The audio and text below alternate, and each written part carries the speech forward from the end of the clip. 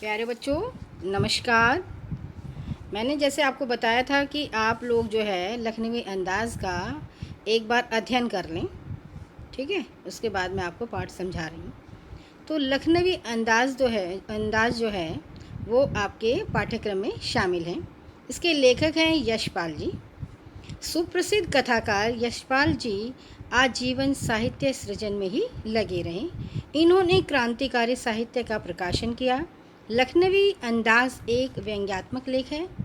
इस कहानी में लेखक ने सामंती वर्ग पर कटाक्ष किया है, जो वास्तविकता से बेखबर एक बनावटी जीवन शैली का आदी है। अब जो है इस पाठ में महत्वपूर्ण तथ्य हैं हमारे। ठीक है, सबसे पहले हम चर्चा करते हैं सेकंड क्लास में यात्रा। लेखक, आपको पता है कि लेखक जो है सेकंड क्लास में यात्रा कर रहा है और उनका एक जो है सेकंड क्लास में बैठे हैं नवाब। तो उनसे उनका सामना होता है और वो सेकंड क्लास में जब यात्रा कर रहे होते हैं तो उसमें एक पैसेंजर जो हैं नवाब साहब, उसी पर ये पूरी कहानी जो है उसी के इर्द गिर्द ही घूम रही है। तो लेखक को इस कहानी का सृजन करने में उन्हें अच्छा लगा और उन्होंने कहा कि बिना विचार, घटना और पात्रों के एक नई कहानी का सृजन हो सकता है। अब जो है लेखक जो है पैसेंजर ट्रेन में जा रहे हैं। उन्होंने सेकंड क्लास का टिकट खरीदा है ताकि वो भीड़ से बचकर एकांत में अपनी कहानी के संबंध में सोच सकें और खिड़की के द्वारा प्राकृतिक दृश्यों का आनंद ले सकें और प्रकृति का आनंद को निहार सकें। अब हमारा दूसरा तथ्य है इस पे, नवाब साहब से मुलाकात। अब देखिए, लेखक जो हैं बैठे हैं। अब जो है उनकी नवाब साहब से मुलाकात कैसे हो रही है। वे एक सामंती वर्ग का प्रतीक है। कौन? नवाब साहब। गाड़ी छूट रही थी। लेखक दौड़कर डिब्बे में चढ़ गया। लेखक कौन है? यशपाल जी। उस डिब्बे में एक बर्थ पर एक लखनवी नवाब अपनी झूठी शान शौकत लिए पालथी मारे बैठे हैं। उनके सामने तौलिए पर 2 ताजे चिकने खीरे रखे हुए हैं। लेखक को देखकर उनकी आंखों में एकांत में बाधा उत्पन्न करने का असंतोष उभर कर आया, क्योंकि वो एकांत में बैठे थे, शांतिपन से बैठे थे। अब उस एकांतीपन में जो है उनमें क्या है, बाधा उभर कर आई, क्योंकि लेखक उस डिब्बे में चढ़ गए। लेखक ने सोचा कि हो सकता है कि वे किसी कहानी के बारे में सोचने की चिंता में हो या उन्हें खीरे जैसी साधारण चीज का शौक देख लिए जाने के कारण संकोच उत्पन्न हो रहा हो। अब हमारा तीसरा तथ्य है, लेखक का अनुमान क्या है। लेखक अपने अनुमान के द्वारा कह रहे हैं कि नवाब साहब ने लेखक के प्रति कोई उत्सुकता नहीं दिखाई। जैसे डिब्बे के अंदर लेखक चढ़ा तो नवाब साहब ने उनसे कोई भी उनके बारे में जानने के बारे में या उनसे बात करने के बारे में या उनके विचार विनिमय के बारे में उन्होंने कोई उत्सुकता नहीं दिखाई। तो वे आत्मसम्मान में लेखक ने भी उनकी ओर से दृष्टि हटा ली। एक बार तो लेखक ने देखा और उसके बाद लेखक ने अपनी दृष्टि वहाँ से हटा ली। जैसे दृष्टि पड़ी उनकी तो उन्होंने क्या देखा, एक तौलिया बिछा हुआ है और उस पर 2 चिकने खीरे रखे हुए हैं। लेखक यह अनुमान लगाने लगा कि संभव है नवाब साहब ने बचत के लिए सेकंड क्लास का टिकट ले लिया होगा और शहर के किसी भद्र व्यक्ति द्वारा देख लिए जाना उन्हें गवारा नहीं था। उन्होंने जो है बचत के लिए सेकंड क्लास का टिकट खरीद लिया है और वो किसी और व्यक्ति से बचकर जो है वो जाना चाह रहे थे। अब हमारा अगला तथ्य है,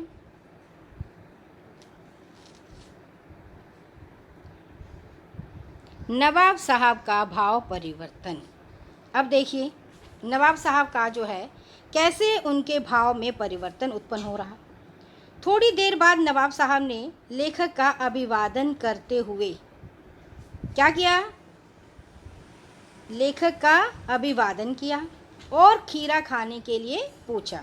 ये हमारी एक भारतीय एक संस्कृति की एक परंपरा है कि कोई भी हमारे सामने होता है, कहीं हम जाते आते हैं तो हम कुछ खाने से पहले जो हमारे पास बैठा हो उससे हम जो है पूछ लेते हैं। हमारी ये संस्कृति और संस्कार कहलाते हैं भारतीय।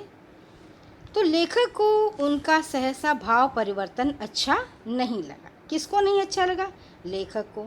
उसने सोचा कि पहले तो ये मुझसे परिचय करने में मतलब अपने आप से जो है मुझे दूर कर रहे थे और अब जो है खीरा खाने के लिए पूछ रहे हैं। तो इसलिए लेखक को उनके स्वभाव का जो परिवर्तन था वो अच्छा नहीं लगा। अब उन्होंने सोचा कि वे शराफत का गुमान बनाए रखने के लिए उसे भी साधारण लोगों के इस काम में अपनी साथी बना लेना चाहते हैं। किस काम में? खीरा खाने के प्रति। अतः लेखक ने उसे इनकार कर दिया।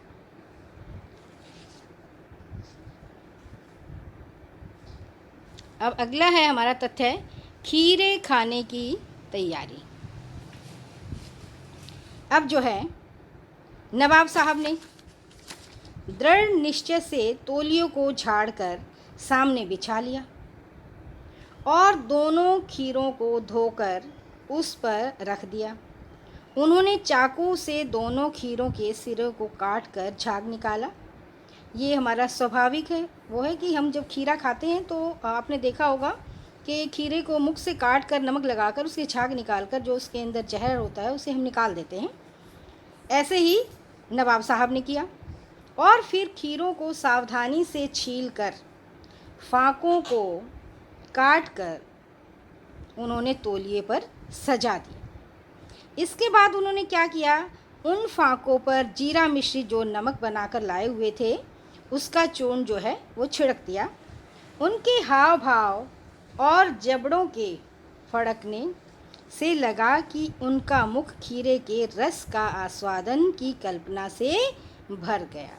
यहाँ पर देखिए लेखक ने क्या कहा कि उन जो है नवाब साहब खीरे को खा नहीं रहे, सिर्फ एक दिखावा कर रहे हैं कि उनसे काटने से, उनको देखने से ही उनके जो है रस का आस्वादन कर लिया उन्होंने, वो कल्पना से उनका मन भर गया। अब अगला है तथ्य हमारा, खीरे का रसास्वादन। ठीक है, अब देखिए खीरे का कैसे वो रस का स्वादन कर रहे हैं। नवाब साहब ने खीरे की ओर सैत तृष्णा मतलब प्यास भरी आँखों से देखते हुए उसकी एक फाँक को उठाकर सूंघा और स्वाद का आनंद में पलकें मूंद ली। जैसे हम किसी चीज़ को खाने का आनंद महसूस करते हैं और चटकारियाँ लगाते हैं, आह बड़ा स्वादिष्ट है, तो ऐसे ही किसने किया? नवाब साहब ने किया। और उन्होंने अपने मुख में भर आए पानी को गले से नीचे उतार लिया। इसके बाद उन्होंने फाँक को खिड़की से बाहर फेंक दिया। इसी तरह वे सारी फाँकों को नाक के पास लेकर आते और काल्पनिक रसास्वादन कर खिड़की से बाहर फेंकते चले गए। जितना फाँकें थी खीरे की, सारी खीरे की फाँकों का नवाब साहब ने ऐसा ही किया। पहले उन्हें लिया और नाक के पास ले गए, सूंघा और उसके बाद उन्हें खिड़की से बाहर फेंक दिया। अब देखिए, अब लेखक क्या बता रहा है कि नवाब साहब की जो ख़ानदानी तहजीब है वो कैसे पेश कर रहे हैं। लास्ट तथ्य है हमारा, सारी फाँकों को बाहर फेंक दिया नवाब साहब ने। अब उसके बाद क्या किया? नवाब साहब ने तौलिए से हाथ और होंठ दोनों पोंछे। खीरा ना खाने से सिर्फ स्वाद मात्र, सूंघने मात्र से ही उनका पेट भर गया। ये एक क्या है? दिखावटीपन है। एक जो लखनऊ की एक तहजीब है, दिखावटीपन, सामंती वर्ग की एक जो पहले जो है सामंतवाद में जो बोलबाला था वो आज भी वहाँ के लोगों में दिखाई देता है। वो तहजीब जो है, उनकी लखनवी अंदाज़ जो है वो आज जो है सिर्फ खोखली है, दिखावा है, वास्तविकता से बहुत परे है। जो वास्तविकता है वो अलग है, लेकिन दिखावटीपन और वहाँ की एक रईस ख़ानदानी की जो तहज़ीब है वो आज भी वहाँ पर खोखले लोगों में दिखाई देती है। अब देखिए क्या कह रहा है लेखक कि उसने तौलिए से हाथ पोंछे, होंठ पोंछे, जैसे हम खाना खाने के बाद होंठ पोंछते हैं, मुंह साफ करते हैं, उसी तरह नवाब साहब ने भी किया और गर्व से गुलाबी आँखों से लेखक की ओर देखा। और लेखक कह रहा है कि मान लो वो ऐसे कह रहे थे कि ख़ानदानी रईसों का ऐसा ही तरीका होता है कि बिना खाए सूंघने मात्र से ही वो रस का स्वादन कर लेते हैं और उनका पेट ऐसे ही रईस लोगों का भर जाता है। नवाब साहब खीरे की तैयारी और इस्तेमाल से थककर लेट गए। लेखक सोचने लगा कि यह है ख़ानदानी तहज़ीब, नफासत और नज़ाकत। क्या कहा लेखक ने कि ये सिर्फ़ एक ख़ानदानी तहज़ीब है, नफासत और नज़ाकत।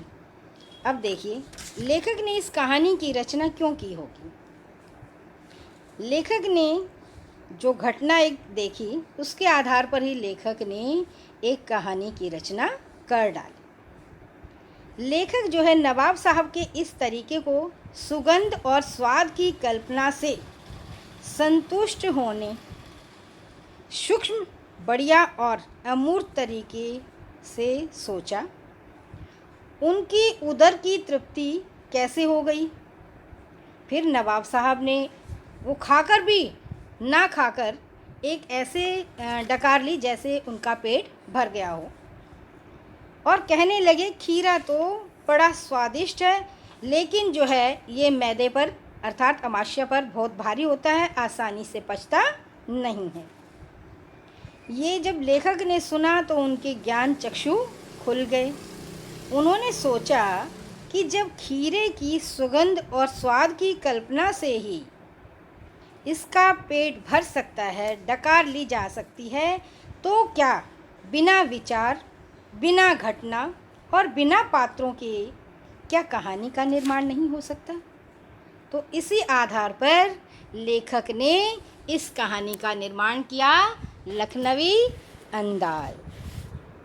ठीक है बच्चों, अब आपको पता लग गया कि इस कहानी में लेखक ने लखनवी अंदाज इसका नाम शीर्षक क्यों रखा और इसके अंतर्गत जो भी हमारे एक सामंतवाद की एक झूठी शान शौकत रईसवादी जो एक चली आ रही है उसको लेखक ने उजागर किया है।